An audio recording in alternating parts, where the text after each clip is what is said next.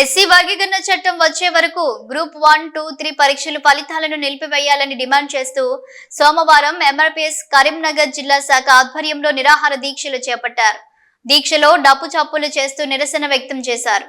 అనంతరం ఎంఆర్పీఎస్ జిల్లా అధ్యక్షుడు అనిల్ మాదిగ మాట్లాడుతూ ఎస్సీ వర్గీకరణ చట్టం వచ్చేంత వరకు అన్ని రకాల గ్రూప్ వివిధ పరీక్షల ఫలితాలను నిలిపివేయాలని డిమాండ్ చేశారు. అసెంబ్లీ సమావేశాల్లోనే ఎస్సీ వర్గీకరణ చట్టకటం తీసుకురావాలని డిమాండ్ చేశారు.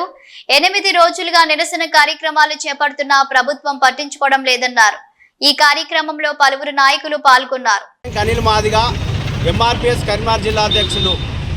ఈ అసెంబ్లీ సమావేశాల్లోనే ఎస్సీలను ఏబీసీడీగా వర్గీకరించాలని, అదేవిధంగా షమీమ్ అఖ్తర్ కమిషన్ లోపాలను సవరించి ఎస్సీ వర్గీకరణ చట్టం అమలయ్యేంత వరకు గ్రూప్ 1 నోటిఫికేషన్ ఫలితాలను నిలిపివేయాలని డిమాండ్ చేస్తూ ఇవాళకి 8వ రోజుగా నిరసన దీక్షలు గౌరవశ్రీ మందాకృష్ణ మాదిగ నాయకత్వంలో కొనసాగించడం జరుగుతుంది.